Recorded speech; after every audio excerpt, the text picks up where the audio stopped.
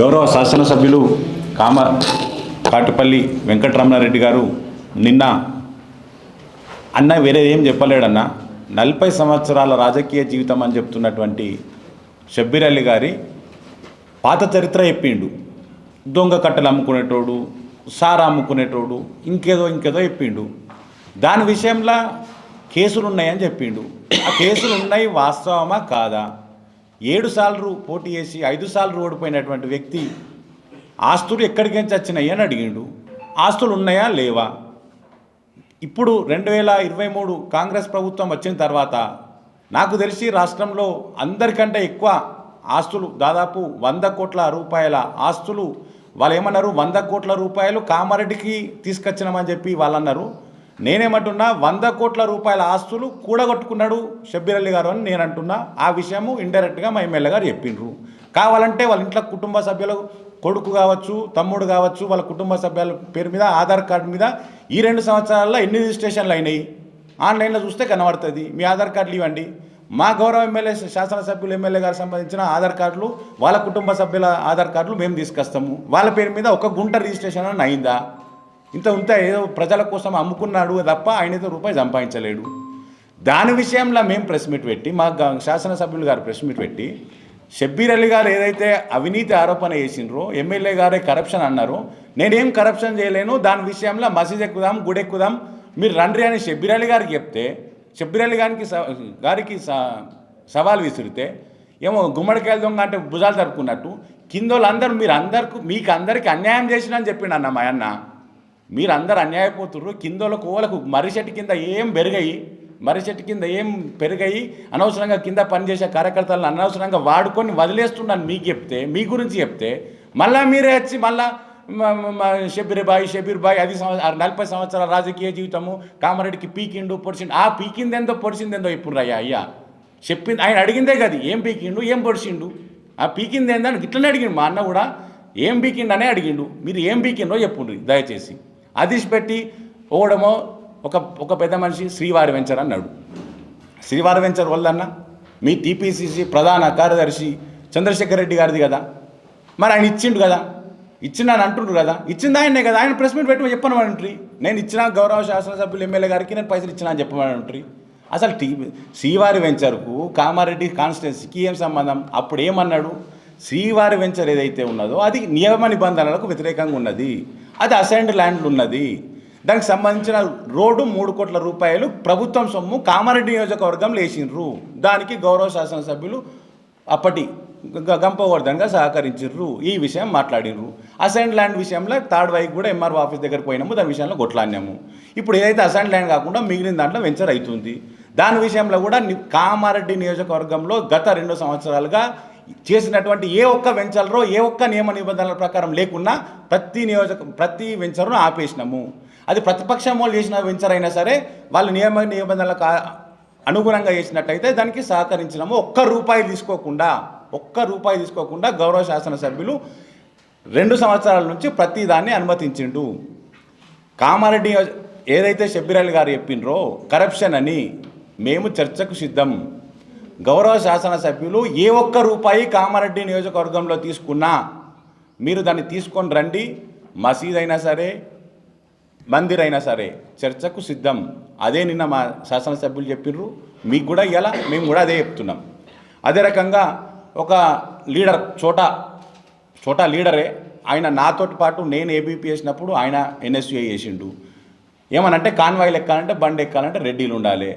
గత 6 సంవత్సరాల నుంచి మా అన్న ప్రెస్ మీట్లు పెట్టిండు. ప్రెస్ మీట్ పక్కకు ఓలోరు ఉన్నారు, గత ఉద్యమం చేసిండ్రు. ఆయన పక్కకు ఎవరెవరు ఉన్నారు? ఆయన కామారెడ్డి నియోజకవర్గంలో ఆయన ద్వారా చాలామంది రాజకీయంగా మేము బీజేపీ పార్టీ జెండా పట్టుకుంటే తప్ప రాజకీయం తెలియని నాయకులం అన్నా మేము. ఆయన ఏవట్టి ఎంతమంది లీడరమైనాం, అందులో ఏ క్యాస్ట్ వాళ్ళు ఉన్నారు, ఎంతెంతమంది ఉన్నారు, మన సర్పంచ్గా ఎన్నుకున్నారు, అందులో ఎంతమంది రెడ్డిలు ఉన్నారు, ఇప్పుడు కౌన్సిలర్గా ఎన్నుకున్నారు, అందులో ఎంతమంది రెడ్డిలు ఉన్నారు, పార్టీ బాధ్యతలు ఉన్నాయి, అందులో ఎంతమంది రెడ్డిలు ఉన్నారు, ఒక్కసారి చూసి తెలుసుకొని మీరు రెడ్డిలా అనేది అడగాలి. కామారెడ్డి నియోజకవర్గంలో ఉన్న ప్రతి గుడికన్నా మాల, మాదిగ, ముదిరాజు, రెడ్డి, గౌడ, ప్రతి దానికి గుడికి కావచ్చు, సంఘ భవనం కావచ్చు, దేనికైనా సరే ప్రతి సంఘానికి రమణన్న ఇచ్చిండన్న. మైనారిటీలకు కూడా ఇచ్చిండు. ప్రతి దానికి రమణాన్ని ఇచ్చిండు. ఎక్కడ కులం చూడలే, ఎక్కడ మతం చూడలే. ఆయనకు కుల మతాల ఏది ప్రస్తావన ఉండదు. కాబట్టి ఈ రెడ్డి అనే ప్రోపగండ ఏదైతే చేస్తున్నారో అది మీరు మానుకోవాలి.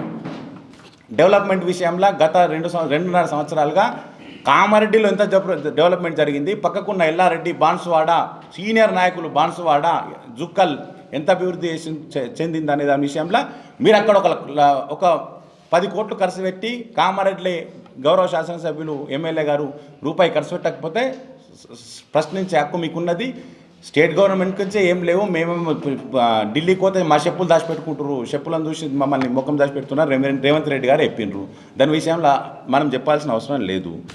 ఇక ప్రోటోకాల్ విషయంలో మీరు 100 రకాల జీవోలు తీసుకొని కొత్త జీవోల ప్రకారం మీరు కొత్త పోస్టులు క్రియేట్ చేసుకున్నా సరే ప్రజాప్రతినిధి ఉన్న వాల్యూ మీకు ఉండదు. మా గ్రామంలో ఉన్న వార్డు మెంబర్కు ఉన్న ప్రోటోకాల్ కూడా మీ గౌరవ శాసనసభ్యులు మీ యొక్క ప్రభుత్వ సలహాదారం చెప్పుకున్నటువంటి షబ్బీర్ అలీ గారికి ఉండదు. దీని విషయంలో ఎక్కడికైనా సరే దేనికైనా సిద్ధం.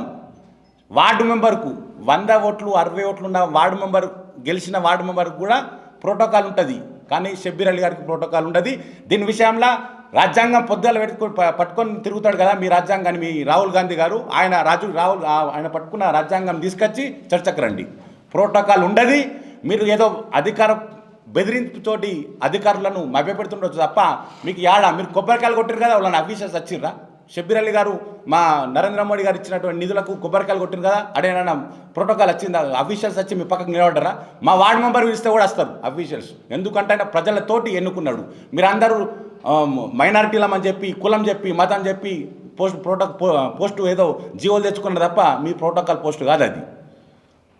మేనిఫెస్టో గౌరవ శాసనసభ్యులు గారు శాసనసభ్యులుగా ఏదైతే ఎన్నికలప్పుడు ఏదైతే మేనిఫెస్టో ఇచ్చిండో 100% చెప్తున్నామన్నా, మేము 150 కోట్ల అభివృద్ధి దాని విషయంలో ఆయన నియమ నిబంధనలతోటి చేయడానికి సిద్ధంగా ఉన్నాడు.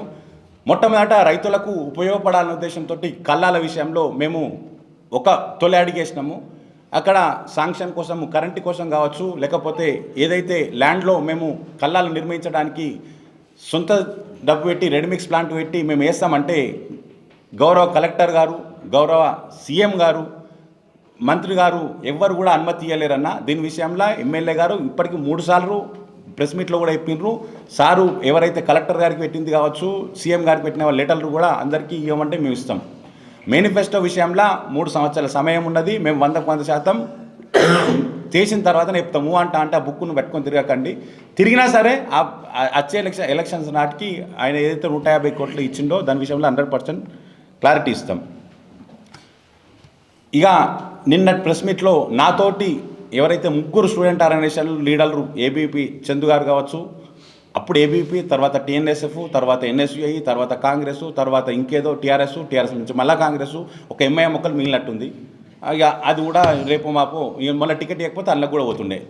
కాబట్టి వాళ్ళు అన్నారు అన్న నేను కూడా మీతో ఏబీపీ చేసిందే, నన్ను మా గౌరవ నాయకులు ఎమ్మెల్యే గారు నన్ను నమ్మి పోయిన సంవత్సరం నాకు రిజర్వేషన్ రాకున్నా సరే నువ్వు నీలాంటోడు ప్రజాప్రతినిధిగా ఉండాలని 37 వాళ్ళు నాకు టికెట్ ఇచ్చారు.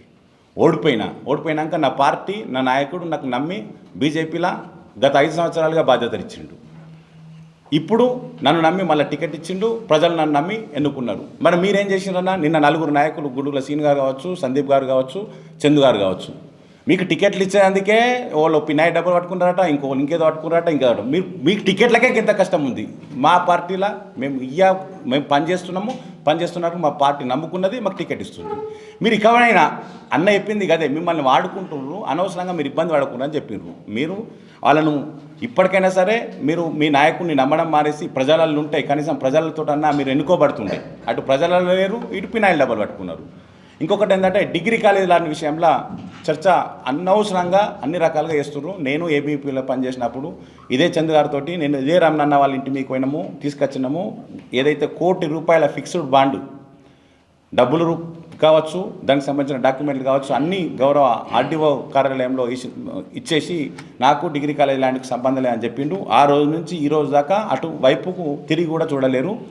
బట్ స్టిల్ టుడే ప్రభుత్వ డిగ్రీ కళాశాలకు ఉన్న ఏదైతే ల్యాండ్ ఉందో ఆ ల్యాండ్ గుంట కూడా అన్యక్రాంతం కాలేదు, కబ్జాకు గురి కాలేదు. గత 2 సంవత్సరాల క్రితం కొట్లాడి కాంపౌండ్ వాల్ నిర్మాణానికి గౌరవ శాసనసభ్యులు అప్పటికి శాసనసభ్యులు గంపగోవర్ధన్ గారితో కాంపౌండ్ వాల్ ఇచ్చిండ్రు, మిగిలిన దగ్గర స్టెంచ్ కూడా కొట్టించిండ్రు. ఇంకా మిగిలిన దాని విషయంలో కూడా అన్ని రకాల చర్యలు తీసుకొని ప్రభుత్వంకే ఉండేటట్టు చూస్తుండ్రు. దీని విషయంలో గవర్నమెంట్ డిగ్రీ కాలేజ్ ల్యాండ్ విషయంలో కావచ్చు, కామారెడ్డి శాసనసభ్యులు కామారెడ్డి ఏదైతే వెంకటరమణారెడ్డి గారు చేసినటువంటి అవినీతి అని మీరు అంటున్నటువంటి దాని విషయంలో కావచ్చు, లేకపోతే మీ షబ్బీర్ అలీ గారు క్లీన్ పేపర్ ఏదో వైట్ పేపర్ అని చెప్తున్నట్టు కదా, 40 సంవత్సరాల్లో మీరు చేసినటువంటి అభివృద్ధి విషయంలో కావచ్చు, దేనికైనా సరే మా శాసనసభ్యులు వెంకటరమణారెడ్డి గారిని తీసుకొచ్చి మేము కూడా చర్చకు మేము సిద్ధం ఉన్నాం. సిఎస్ఐ గ్రౌండా, ప్లేసు మీరే చెప్పండి, డేటు మీరే చెప్పండి, 7 గంటలకి మేము శాసనసభ్యులు ఎమ్మెల్యే గారిని తీసుకొచ్చి చర్చకు పెట్టడానికి మేము సిద్ధం.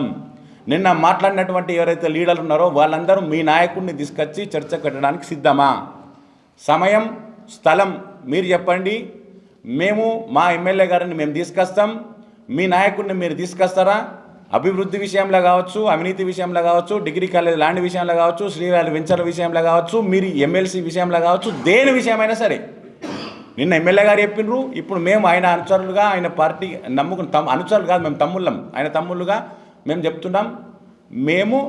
మీరు నాయకుడిని తీసుకొని రండి, మేము మా నాయకుడిని తీసుకొని వస్తాం, చర్చకు మేము సిద్ధం. చివరగా కొత్తగా ఎన్నికైనటువంటి చైర్మన్ గారికి, వైస్ చైర్మన్ గారికి మీకు శుభాకాంక్షలు తెలియజేస్తూ, మేము 16 మంది కాపల కుక్కలం ఉన్నాం.